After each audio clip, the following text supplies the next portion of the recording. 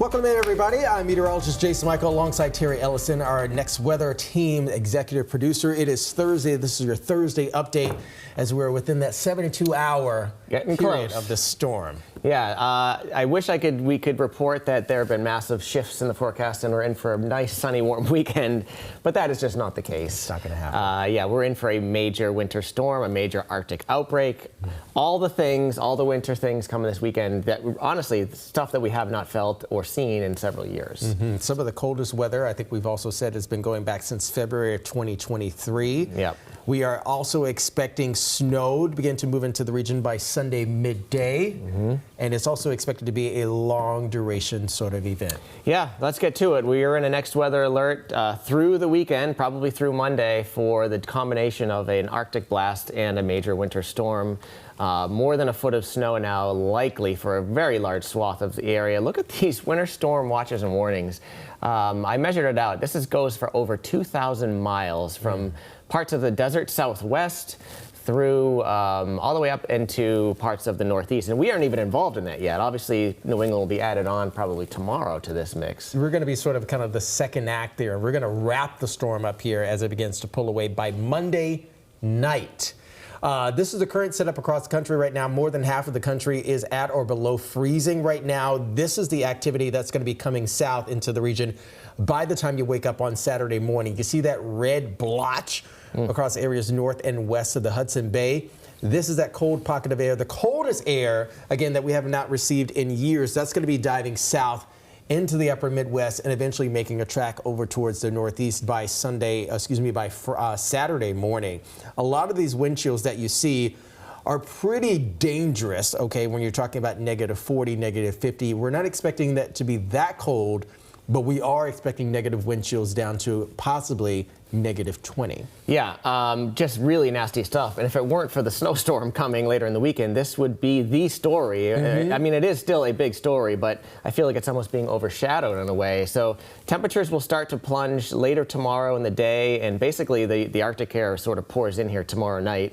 So by Saturday morning, when you wake up Saturday morning, if you don't have to go out, I would suggest staying in. These are feels-like temperature forecasts, and we'll go right to Friday night. Look at this. If you're going out Friday night, this is an 8:30 projection. Find a cuddle buddy. Yeah, right. Or two. Look at that. Really, everybody's below zero, well below zero in some cases, and that just gets worse overnight. By Saturday morning, these are downright dangerous wind chills between, say, 15 and 25 below zero, especially north and west of Boston. Again, like you mentioned earlier, we haven't seen anything quite like this for several years. So yeah, and you know, Terry, I was thinking yesterday too, when we were kind of still dealing with that first blast of Arctic air earlier this week.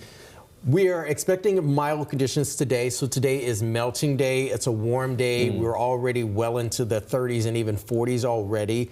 Once we start to get that cold air descending into the region, we're going to be in a very deep, deep freeze. This is a very thick, deep, dense layer of cold air, and any sort of ice that we are expecting to have on the ground from the melting today, it's going to become not just slippery, but extremely slick. This is the dangerous frozen ice that we're going to be dealing with here. Yeah, no doubt about it. That our one-day sort of respite today for warmth will just, again, we work to melt the snow, and then everything is a frozen wasteland. Wind chills, you can see this. We dip below zero on Friday, and they stay below zero wind chills pretty much for the entire weekend. So just another way to say really the coldest weekend in quite some time. And there is a risk. Now, we would advise not spending much time at all if you can avoid it outside this weekend. But wind chills between 15 and 25 below can cause frostbite in 30 minutes or less. So it really doesn't take long for exposed skin under these types of conditions to get a frostbite. So if you don't have to be out this weekend, get the grocery shopping done the next, today, tomorrow, get all the errands done, and if you can, just sort of bunker in. And you'll find out pretty quickly some of those windows that need a little bit of extra seal on them this upcoming weekend as well. Before we get into the PSA sort of kind of tenets of the weather storm, when you're talking about frostbite and whatnot, let's talk about what we do know with this storm as of right now. We do know it's going to be a major winter storm. We're not sort of exaggerating here. It will be highly impactful. It's going to affect dozens of states. We got the cold Arctic air in place here. It's going to be a slow, prolonged event. So we're talking about hours, days of the Arctic air, and hours hours of dealing with steady snow. Yeah, and airports shut down basically from and affected for about 2,000 miles from Texas all the way up to New England. This is the latest futurecast. If you want to take a look at what the models have done overnight, there hasn't been much shift. Yesterday at this time, we were reporting a big shift northward. Pretty much as steady as she goes here, and that is, basically Saturday and Sunday, this impressive storm just like rolling across the southern tier, and then it starts to turn northward on Sunday, and we get basically the Ohio River Valley, and eventually the Mid-Atlantic and Northeast gets in on it here during the day on Saturday. What's interesting is what we'll be watching is how close the low comes to New England. Right now you can see the mixing line is probably just south of our area, or maybe just touching the Cape. Or parts of the south coast. If that gets any closer, we could get a little bit of mixing with some kind of ice or rain, in the very southern part of our coast. But for most folks, it's snow, and it's a lot of it, and it's a very cold and, sort of light and fluffy snow. Yeah, and that's stopping the clock roughly around 7:30 in the morning on Monday. We've had several people, even our newsroom, asking like, okay, Jason, Terry, like, should I get a hotel room? Can I get into work? I'm off on Sunday. I work on Monday. I'm sure many of you have those questions as well. Here's the thing, folks. Okay, so some of the snow is expected to begin around noon. At the very latest comes Sunday. Again, we're talking about hours of it snowing here, and I always say you don't want to be fighting the road when you're limiting visibility and the conditions on the roadways are already kind of dangerous as well. And just the overall stress of being in the midst of a storm like this that is extremely large. You got wind, you got snow, you got the salt trucks out there as well, you got the plows out there. You're just going to be sort of kind of on the battlefield with this storm. Most of the activity begins to wind down. Now we're at, 5 p.m.? Yep. Now we're at 5 p.m. and you still see a little bit of snow hanging on in the region. Yeah, I think you're right. I think a lot of folks this weekend probably have plans to watch the Pats game. Yeah. That's a 3 o'clock game. So my advice, tough to say, right? Getting to your location, if you're going to watch it somewhere, it'll be lightly snowing, like Jay said, midday, early afternoon. By the time the game's over, I think it will really be ramping up, and they're probably whitened roads just about everywhere. So you really got to weigh sort of the risks with this. It's really not worth risking an accident or something, trudging home in a major snowstorm on the way home. So. We'll leave that up to you, but just so you know, the conditions will deteriorate here during the game as the storm goes on. And this snow forecast map is just unreal. We're talking just 1,000 miles or more of like 12 to 24-inch snowfalls in places that don't usually get that kind of storm. No, not at all. I mean, you're talking about northern Oklahoma, you're talking about portions of southern Missouri, even over to Connecticut, southern Indiana as well. Some of these areas have not really had appreciable snow like this in quite a while. That's right. The power situation is also going to be running rampant. I'm sure power crews, we've already begun to see reports, they are also mobilizing as well. And here's another very dangerous sort of aspect of the storm. Ice accumulating as well. We were talking about the ice being on the ground. This is mainly because of the melting today and the cold Arctic temperatures.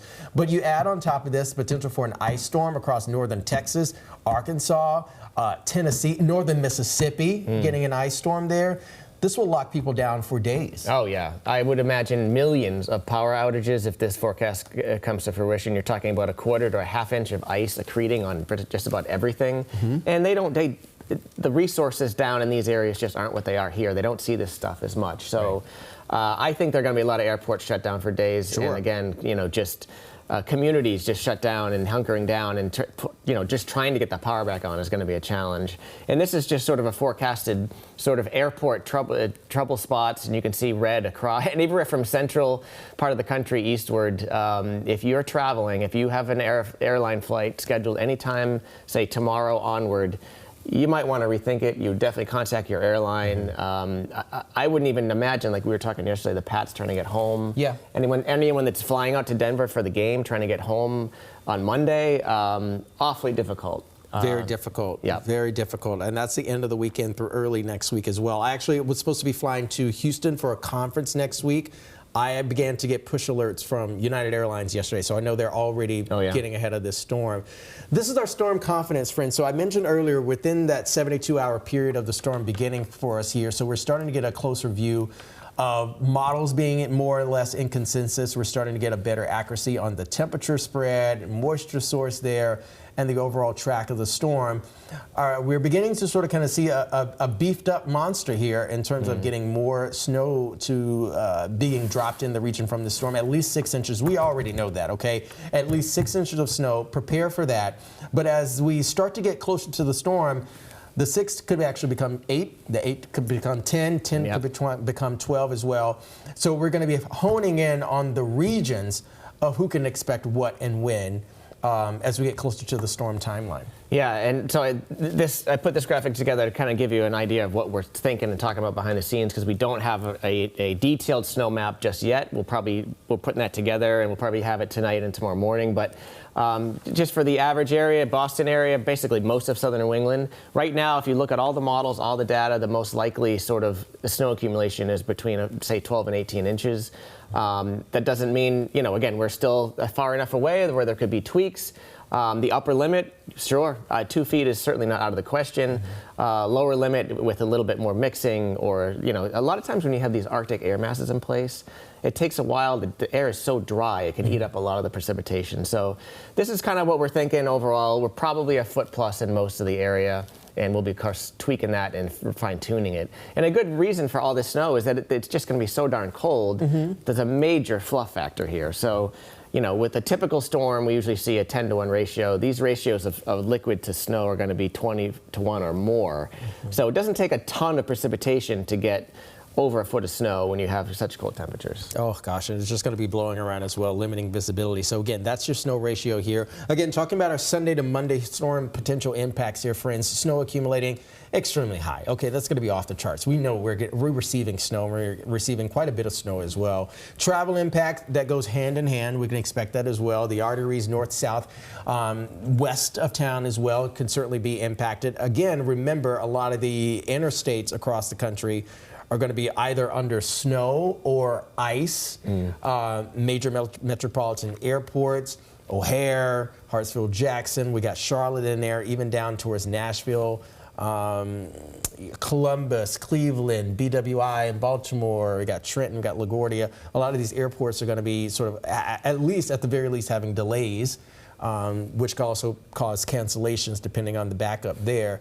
But in terms of winds are not going to be a high sort of factor in the storm, even though we are expecting them to be blustery, but we're not expecting 50, 60 mile per hour. Right, it's not a raging nor'easter. The main impact here is clearly the snow. If you live right at the coastline, you'll see the sort of the projected winds here. We're talking 25, 30, 35 mile an hour gusts, which, when it's snowing heavily outside, can create conditions near whiteout. Yeah. You don't need much more than 35 mile an hour winds. So right at the coastline, over the Cape, places like that, sure, there could briefly be blizzard-like or whiteout-like conditions, but for the most of the area, the wind is really not a big factor here. The coastal flooding is not a factor. It's just about how much snow we're getting and where to put it all in the end. The peak travel troubles, obviously, this goes without saying, but basically anytime mid to late Sunday afternoon onward, we're talking about severe delays in the air, on the ground, wherever you're traveling.